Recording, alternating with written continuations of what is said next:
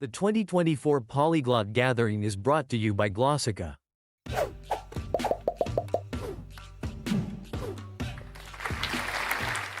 Thank you, everybody, and welcome. I'd like to thank the organizers and all of your support and your interest in what we can do for all the other languages in the world. My talk today is about reviving Indigenous languages from village to digitization.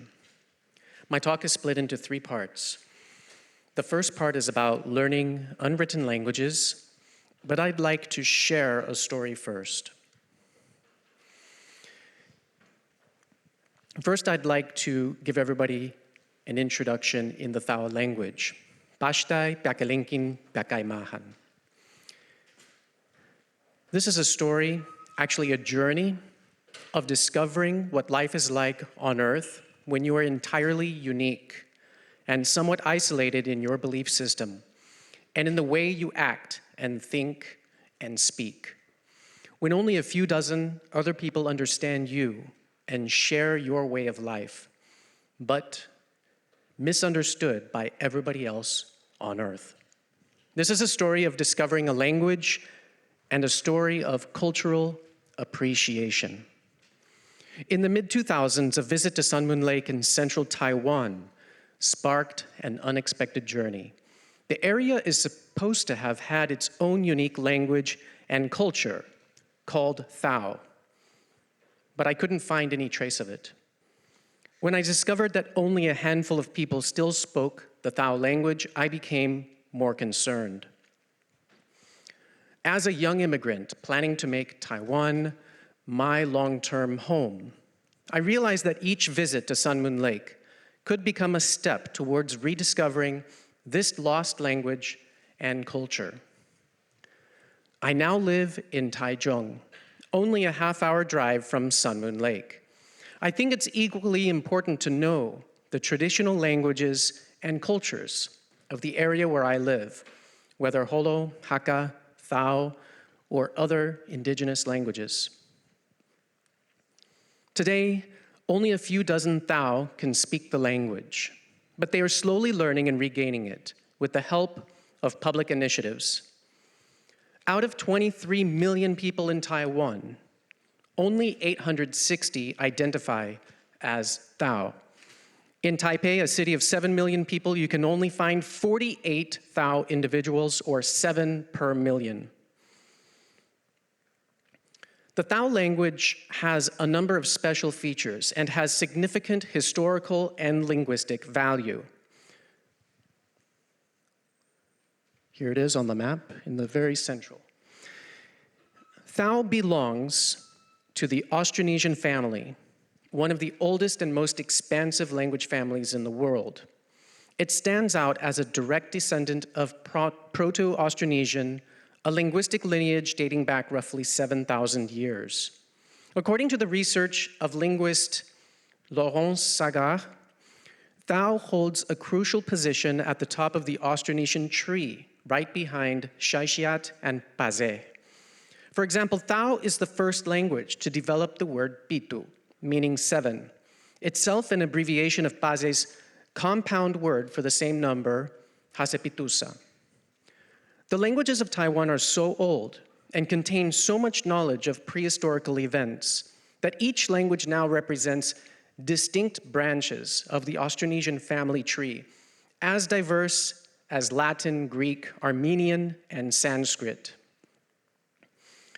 This linguistic link underscores the broader Austronesian migrations from Taiwan through the Philippines, Malaya, and all the way to Polynesia, culminating in the last known expansion to Hawaii in the 13th century. The linguistic ties extend to numerical and other cognates with Hawaiian and across the Austronesian spectrum. For example, the Shaishiat word in Taiwan, ma'alo, and the Hawaiian word, mahalo, demonstrating a rich and interwoven relation of migration and connection across time and space. Furthermore, Thao's grammatical structure is uniquely complex, featuring ergative patterns and a variety of verbal focus agreements similar to past participle agreements in European languages. It has both perfective aspect and tense. This grammatical complexity and its historical significance make Thao not just a language worthy of study, but a key to understanding human linguistic and migratory history of traditional ways of life, traditional shamanism, and of prehistoric races of people. Yes, different races of people and prehistoric events. In the mid-2000s, there were only scarce mentions of the Thao language online. Even offline, various random papers had been published about obscure parts of Thao grammar, but nothing that I could find in terms of a comprehensive grammar, a word list, sentence patterns, let alone what the language even sounded like.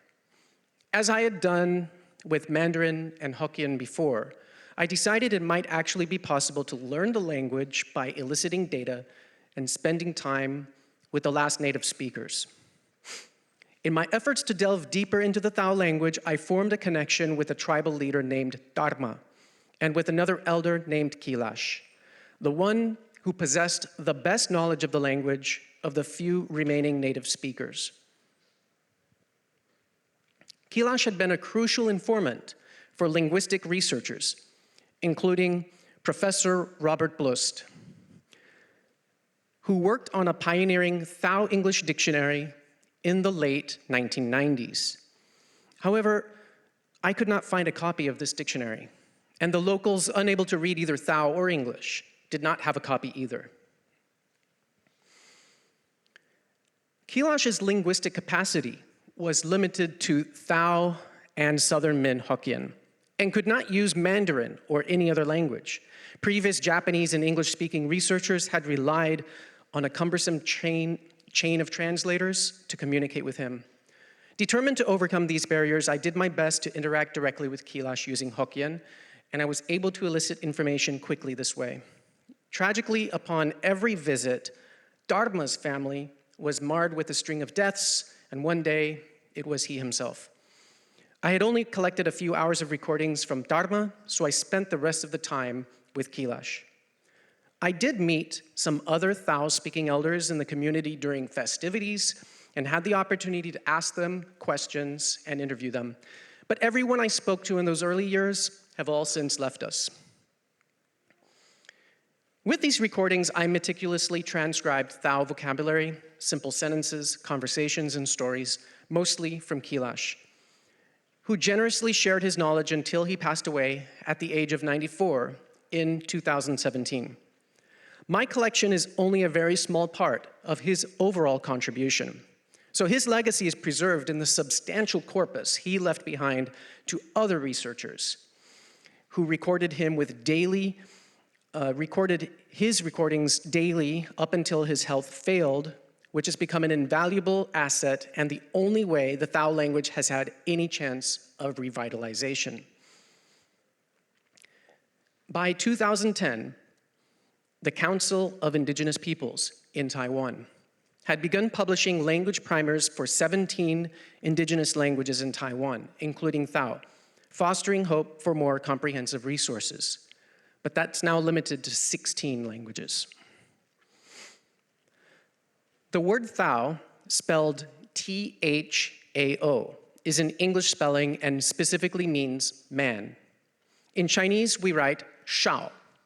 And in Thao, we can write either T-H-A-U, because there is no O in the language, or in Blust's original orthography, C-A-U.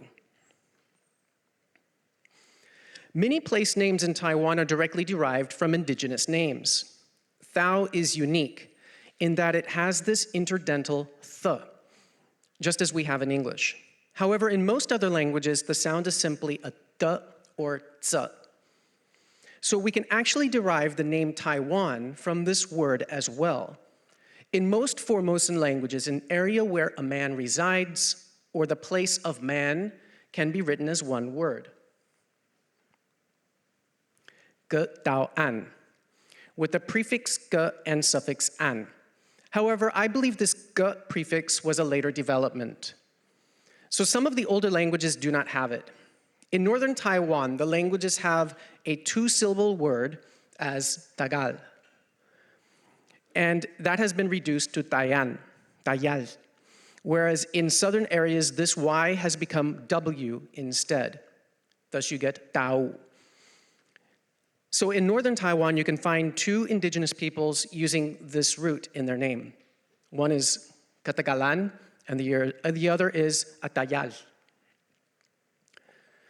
The adoption of Chinese characters to loosely represent these pronunciations is largely the same process that happened in the USA and Australia when indigenous names were spelled in the Latin alphabet. Today in Taiwan, one can find a variety of place names that are a variation of this word, Taiwan, or Taoan, written with different Chinese characters to produce different tones and variations so that they are not confused with each other. These are often written with a first character using da, tai, dao, ta, tai, tao, and the second character using wan, yen, or yuan. As you know, there is some limitation to the Chinese phonology, and thereby giving us the name Taiwan, Taoyuan, and other similar names in Taiwan.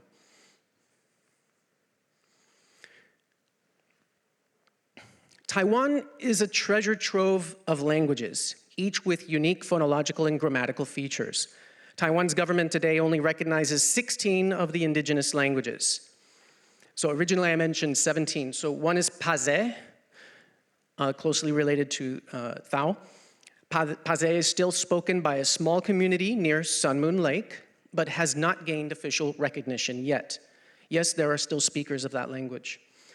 And Siraya, which you can see, I believe, grouped with Amis, yes, on the eastern, although Siraya is not on the eastern side of Taiwan, it's in southern Taiwan and Tainan.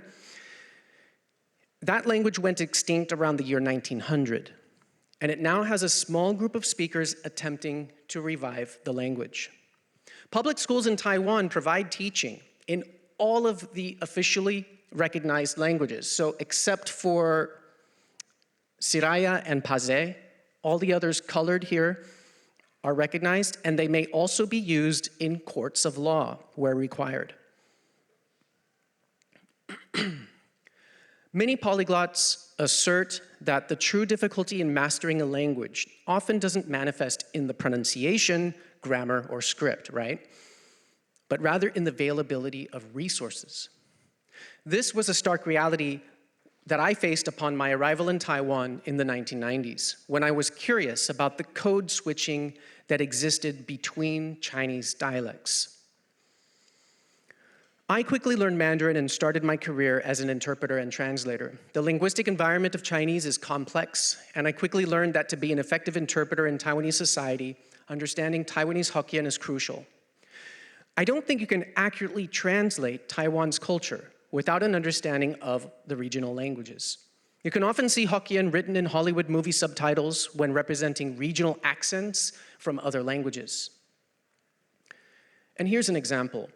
You can often see Hokkien words written haphazardly in Mandarin, like Lei Can, which literally means thunder handicapped. So what is this? It's only a mimicry of Taiwanese pronunciation for the Mandarin Geng Tian, and that means to plow a field. But again, what does that mean? This is a metaphor for losing control of your motorcycle as it slides out from under you. So this picture taken in Taiwan that says, I'll highlight it here, 过弯减速，以免雷残. This is just a very colloquial way for saying slow down when turning so you don't end up plowing the road, which means losing control of your motorcycle. Taiwanese has a comparative lexical distance from Mandarin as English does from Russian, and code switching occurs mid-sentence, which is a deeply embedded cultural phenomenon of life in Taiwan. Next, I'll talk about reviving endangered languages. Most of the languages spoken in Taiwan have traditionally been unwritten languages, so hardly anything has been written in them. The indigenous languages only started to be written formally in the 21st century, even though some Bible translations were completed in the 20th century. Though these translations may not be sufficient for modern life and modern communication. However, biblical texts provide enough of a foundation in understanding a great deal of any particular language and really shouldn't be disregarded, regardless of your religious inclination. I initially leveraged these biblical religious texts to provide a consistent comparative resource. But two of my first contact languages, Shaishiat and Thao, have never had Bible translations. And as I showed earlier, the indigenous languages of Taiwan are in different branches of the Austronesian family tree, meaning that it is difficult to draw any similarities between them, except in a few core vocabulary. So I'm going to demonstrate this for you. Let me show you a Bible verse, from Matthew 2, verse 16, from several Formosan languages where King Herod is angered when he discovers the three magi tricked him. So I'm going to start off, for those of you who already know Mandarin, with Hokkien and Hakka. I'm sorry, Hakka first, and then Hokkien, to demonstrate their difference from Mandarin. Okay, so here I'm just going to read this line. Hirit Fatien Tsiga Su Senshonga Gezoknung Fi Song Kien. And in Hokkien, Hirut Jirezai Gagi Ho Xingshonga Pienki Hui Shong Shuki. Okay, now let's compare that with other Formosan languages. In Atayal, Bakun ni Hirot Sawal Tkru Hiuko Lega Kapakyaya Makabak Sko Bamangah Lega Tekhamut Balala. And then in Truku, Kiani Hirudi Wadat Rekadagun Tamtakarat Masaka Klaun Nado Babingbing Saangna. In Amis, now Amis also has the same Arabic Ain sound, so I may not do it perfectly. Nanoya mafanato chi hiroti tunika masafana noya matanangay atamslaw tingra I keter sato tingra. And then in Bunun, a language of central Taiwan. Sadu sa helot de tu samataw laas malkabintokan amatsutnuk daingad. And then in Zhou, a language of the Alishan area of Taiwan. Mitsu bothio o helote ho ihe to nongonongo to labukta chongyoha mokuitsi matsutno.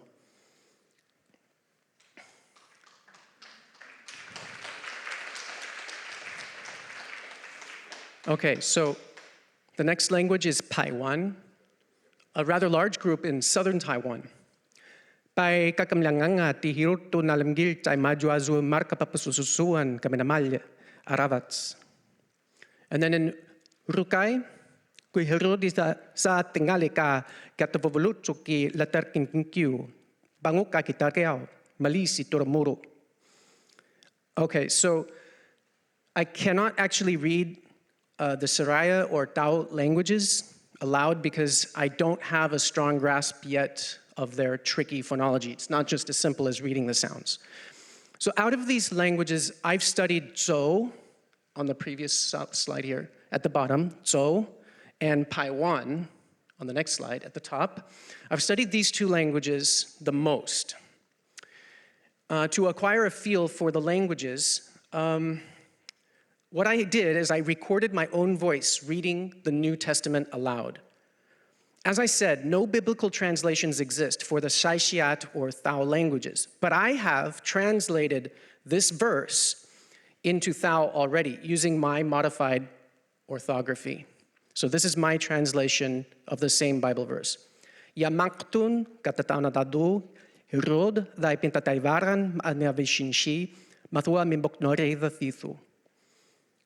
So I would also like to demonstrate the Shaishiat language for you. So instead, let me put it side by side with Thao and English by sharing an excerpt from an historical event that happened in 1867 in Taiwan, when American sailors were shipwrecked off the southern coast of Taiwan.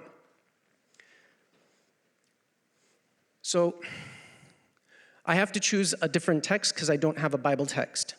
So again here, I have changed the orthography a little bit so it's easier for me to read it out loud. So all of the cues here should be glottal stops. So correct me if I do it wrong. Shikalu shahuro kahada ma'iyah pakosyak kamat moai homaki ithaak mana. Gaita noka tiokoko pakosya shikalu umah oki nathiaka kinalahang. Ithaak kitai thon. Hini huwa pakpada nila ka Amerika ram syak noka tiokoko inaitai tho. Amerika itha marash kapintong amana kashikalu. Okay, and now the next one, the same text into Thao. Ongtuan sakalo sa huya vapanduan sa makarma na Thao, kilay taithui sa uta sa pro katao, numahmadak maitara. Tualuding hum dai sakalo katatao na nantu taithu sa himkei tui sisua. Aria makalabas idai kalavan. Idai kalavan masas musuya Amerika. Mapakida sa tuading hu sa indai lalava. Lumaban Amerika, ananak mo apa sa kantasyan kanataon sa skalo.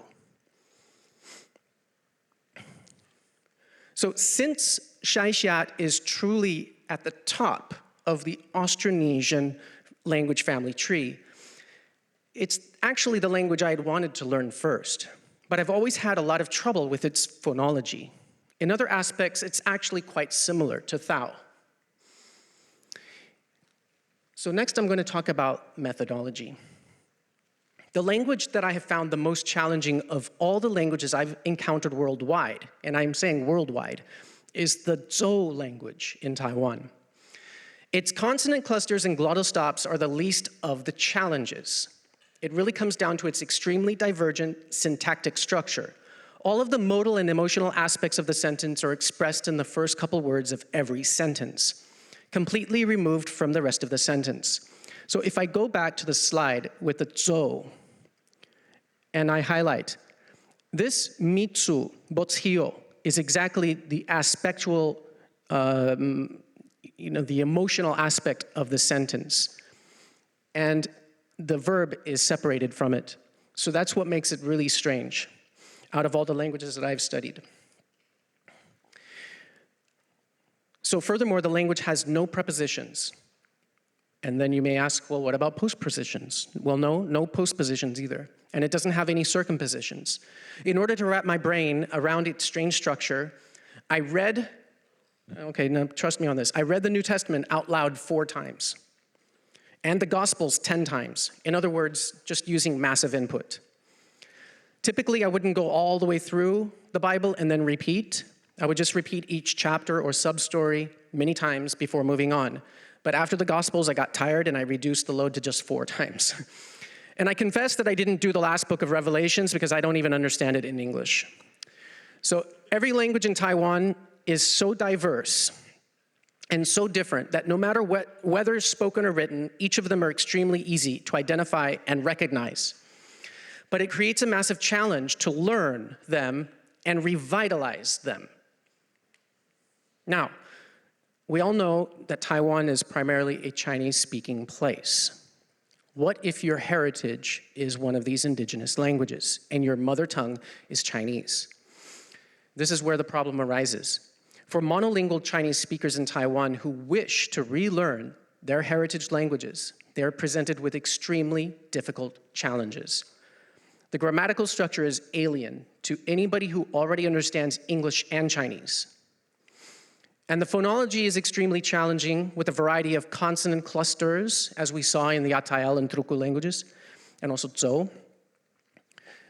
There are stops, like we saw in Shaishat, pharyngeal sounds, like we saw in Amis, not to mention the release of many common letters that are entirely different than what we're used to in majority languages. For example, when I say the word mountain in Thao, it's spelled H-U-D-U-N.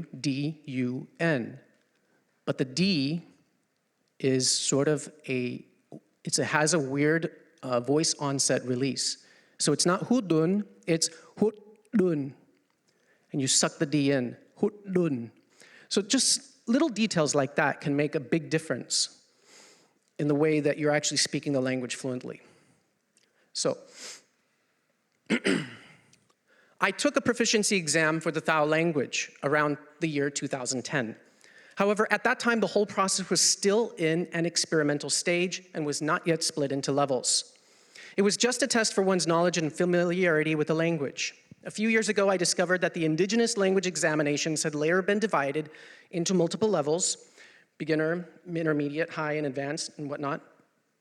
At the beginning of this year, I saw this advertisement written in Thao on a Taiwan local news website. I don't know how they targeted me, but you know how they are, prompting me to retest my proficiency. So I signed up for the highest level available for Thao, which they only offered up to high intermediate. The purpose of these exams is practical. For civil servants working in Taiwan, language proficiency can boost your salary, with the highest certification granting recognition as a lifelong expert, and of course, opportunities to work in various linguistic activities. Though these financial incentives are significant for most people, my drive for myself comes from a passion for the language's deep historical and cultural roots, and a desire to contribute to its literature and translation. I probably won't translate the Bible, but I can provide fragments, maybe stories, that can prompt others to continue the work. And that's the general idea, is to get the ball rolling so that others can pick it up, they see what's possible, they revise and publish. And I think we can all learn from that, even with the languages we're doing. It's best to get people to see what you're doing so that they can get involved with that. Okay, another part of the methodology. In preparation for the exam, I relied heavily on a technique that I call sentence mining, which is core to the methodology that we've developed at Glossika. Over the years, I compiled and typed resources into spreadsheets, government-issued dictionaries. In fact, the Thao English dictionary I mentioned earlier that I couldn't find, I actually ended up typing the whole thing in, and collections of conversations, news articles, and stories, integrating them into a spreadsheet that eventually contained over 30,000 example sentences. These are examples of news articles that I found. And the English is just Google translated for the most part from the Chinese. This meticulous organization allowed me to identify and correct numerous errors in these documents, including spelling and grammatical mistakes. As is common with first editions, though, typographical errors are in abundance, and there's often disagreement over the actual spelling or even pronunciation of words. I used computational analysis to remove spelling errors and double-check the early English and Japanese resources and publications with more recent Chinese resources to figure it out.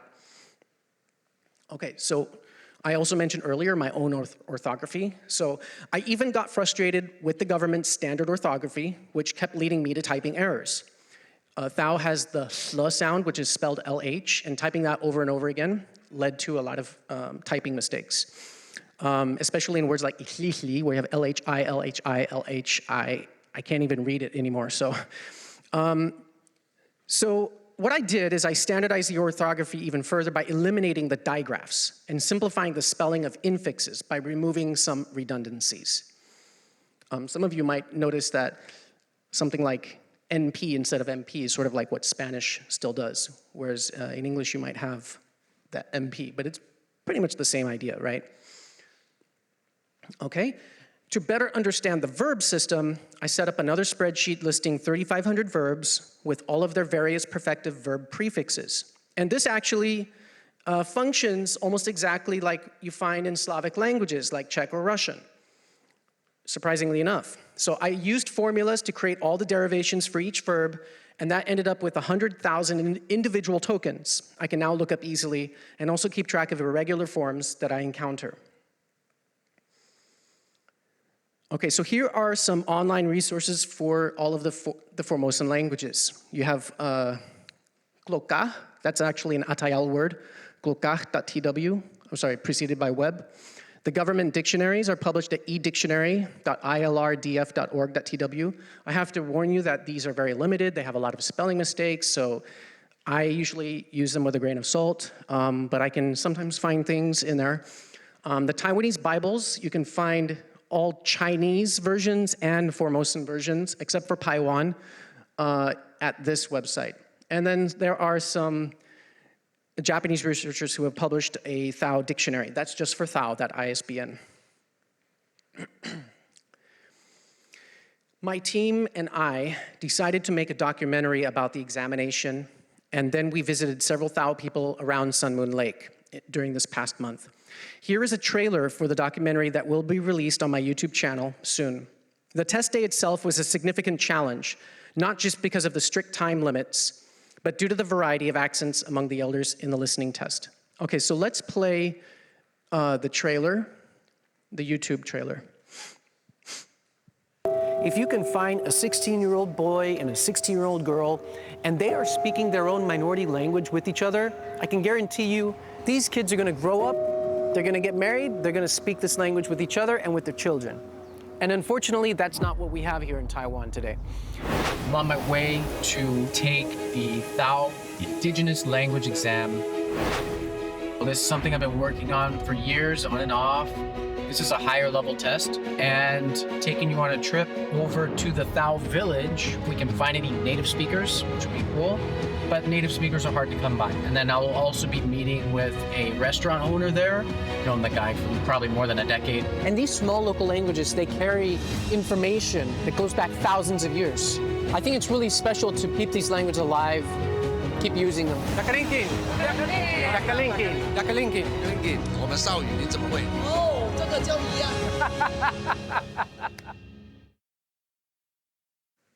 In Thao, you can say, how are you, ni hao ma, as maketan ihu. But normally we say something more like the Icelandic. How do you say a greeting in Icelandic? Or with the word bless? Blessador? Is that what it is? Okay. So it's quite similar in Thao. Normally a greeting is piakalinking, wishing you, blessing you a good health. So that's what you heard in the video there. So as I said, I had challenges with the test and the time limits. My personal familiarity with the language was mostly with Kilash's voice, and also it's his voice that are in all of the government published materials.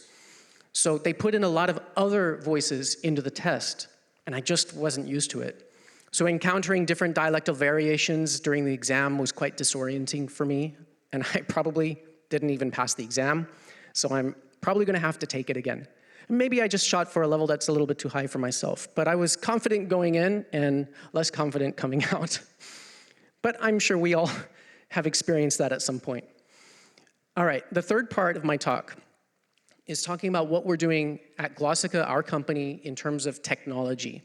So as the founder of the language learning platform, Glossika, I find these experiences very important and core to the mission at our company.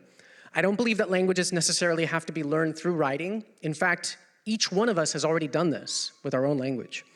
I also believe that few people in the world are actually trying to solve the problem of how we tackle non-written languages. The process of putting these indigenous languages into writing is mired with many obstacles. Even for a language like Paiwan or Atayal or Sa'adik, they squabble over a standard spelling since each tribe speaks differently and has their own words.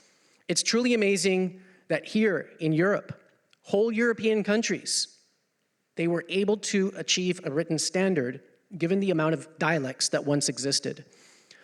Not only that, Glossika continues to pioneer and solve challenges for language learners and teachers and tutors. And this is why we've built a partner platform that we call Glosa Viva, and where content creators can produce content in your own native languages for subscribers. And of course, the name Viva means that we want you to bring your language to life. This is a platform where content creators can also earn a living and a continuous income.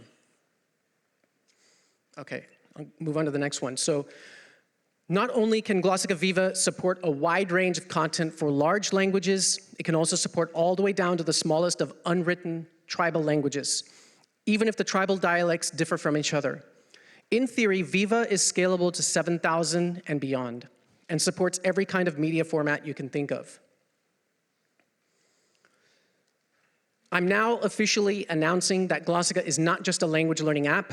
Glossika is a platform marketplace that brings together content creators, teachers, tutors, and learners.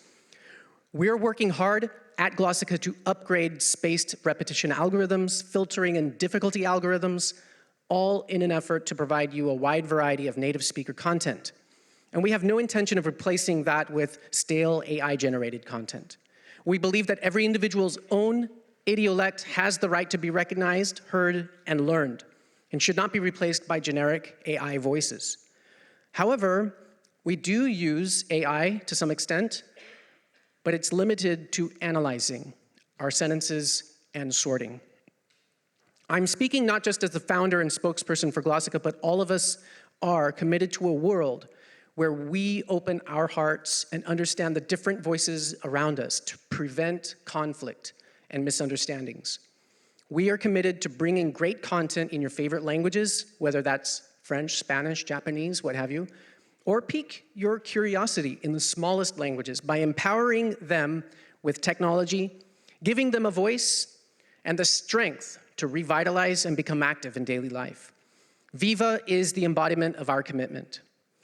Viva's mission is to create a world where no language faces extinction, where every linguistic community can thrive, and where language barriers are systematically broken down. We want to see under-resourced languages have just as much representation as large languages, whether signed or spoken or long dead. With the technology we have today, there's no reason for any language to be left behind. Whether you are a speaker, learner, or advocate of major or minor languages, your participation is crucial.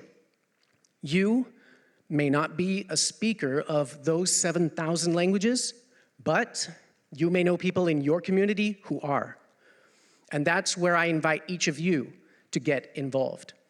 Our team has carried 800 Glossika postcards from Taiwan, and you may be able to find them in your bags, but if you haven't, you can also pick them up here at this table on your way out. You can also scan the QR code displayed on the screen or visit the Glosa Viva website to learn more about how you are playing a vital role in this mission. Your role will have a knock-on effect, changing the fate of a language and saving it from extinction.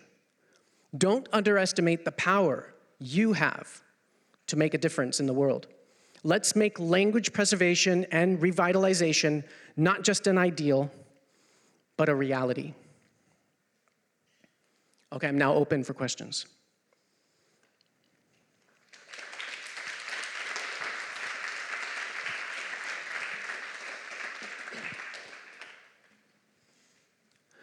Can we teach an LLM such as ChatGPT Thao? Would it help preserve and make it easier to teach? I think we need to start with a lot more parallel corpus for that to be possible. I've done tests with GPT, throwing in a bunch of, all of my 30,000 sentences, and I say, hey, could you analyze this for me? What if I wanted to translate this Bible verse? Could you try it? And I tried it with another language, the whole Bible of I forgot what I tried. Was it Paiwan? Or no, it was Zhou. Actually, I threw the whole Zhou Bible in there, and I said, hey, based on this corpus, can you translate new sentences? And it failed. So I don't know when that's going to be possible and how much effort would be needed. Where in Taiwan are the best places to travel to actually hear native speakers of indigenous languages? There are also clubs for such speakers in Taipei too. Not that I know of.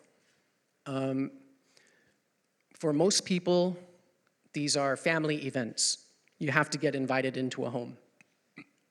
Even if you go into a village, people are still going to speak Mandarin with you. And it's really behind closed doors. So, technically speaking, that's what these languages are for. They're family languages, heritage languages. That's where they're spoken.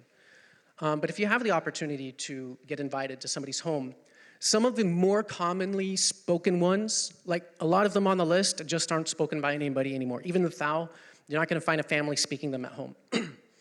Bunun, Amis, Truku are quite still spoken quite frequently in the home. Is that the next one? Okay, how can we lower the bar for reviving small languages? So that's what I'm trying to do with Viva. I'm trying to lower that bar. I'm trying to make it easier. If we can add content into Viva and let native speakers, whether it's record video, record audio, whatever they want. They can create PDFs, they can create all kinds of learning material. If they can't write the language, which is often the case, then just the recordings are fine, you know. Many seem, I'm sorry, I didn't see the last part of that sentence. Okay, do Thao speakers use your spelling? No, this is something that I used personally, but it's very easy to just spell everything back into the government standard test way. I just change my single letters into digraphs. Pretty easy to switch back. Who knows? If I publish something, I might use that new orthography and then somebody likes it, who knows? Because the orthography has been changing over the last 10, 20 years. It's gone through several revisions. And so I don't think that the one they have right now is actually the last version of this. For unwritten languages, who decides what is correct spelling when the spelling is not part of the original language? Just like what I said. I think if you look at the history of the Czech language, I believe there was a document written in the 1400s that became like the first version. And there's a word in Czech that is spelled J-E-J-I. I'm using English letter spelling, but that word was originally spelled G-E-G-J-I. Gegi becomes ye over time. And so you can even see, and I know you probably have studied many other European languages where you can go look at medieval Spanish, medieval English, medieval German. The spellings have gone through changes over time, right? Even German has updated their spelling very recently. So what work have you or your team done on the Thao language, Yami, spoken on Orchid Island? We haven't done anything. And I did present it on the slide, but I can't pronounce it because its pronunciation system is pretty tricky. And that's actually the one that is closest to the Philippine languages. It's under the Philippine group, so it's not in any of the Formosan groups. But there is somebody on my team here, Claudia, and she has visited the island. She has met with people. I think she studied with somebody at the university who is involved with those activities. And if you have, I don't know if she can answer your questions, but she might be able to help. Impressive work. Why translating the Bible? Well, it's a massive resource. And there are I can compare the translations with the other languages and see what the thought processes went into it. There's also a website that breaks down Bible passages into its original Greek and then gives a number for every vocabulary word so you can find out the semantics behind every word. If you're going to do Bible translations, I would recommend going to that site. I have it somewhere on my phone. I can share it with you later to get the original Bible semantics. Do you work together with Wikitongues? I'm aware of Wikitongues, but I think that what we're doing with Viva can be 10,000 times bigger, okay? So no, I haven't talked to Wikitongues. What do you think about AI voices for dead languages in the future when no human speakers are available? Why not? I think it's an option. The only thing I don't like about AI voices is that they're all the same. You know, unless you get okay, Mary and then John and then Peter, and they all have different accents. Just like I had with the Thao test, I was hearing different voices that I just wasn't used to. I think that's important. And I know Glossika, in its old version, we only had one voice for each language, and we've been working on this to get a lot of variety in there. Does Truku really have crazy consonant clusters? Yeah, that's just how the language is. Actually, it's closely related with Atayal, and they both have a lot of initial consonant clusters like that. And you know, Chinese does not have any consonant clusters, so that's a very big challenge for a native Chinese speaker. How to overcome the issue of limited written corpora to perform NLP applications with low resource languages. So NLP is natural language processing. I think that goes back to one of the first questions, which is just we need more translations and bilingual corpora to be able to feed. There's something called zero-shot machine learning training. And the thing with zero-shot is if you take they have some documents in African languages, they give it a zero-shot test, and then it can actually figure out how to translate this language without much data. That's still in the early stages, and I don't think AI is ready to tackle that for even what we have here. Claude, I'm not familiar with Claude. I haven't tried it yet, but I'll try your question. Claude does better than ChatGPT on analysis of circation, I've heard. I guess I'll have to go try Claude then. All right. I hope I answered your questions, and really, I invite all of you to get involved and get your community involved as much as you can. And you can start with our sign up here. Thank you very much.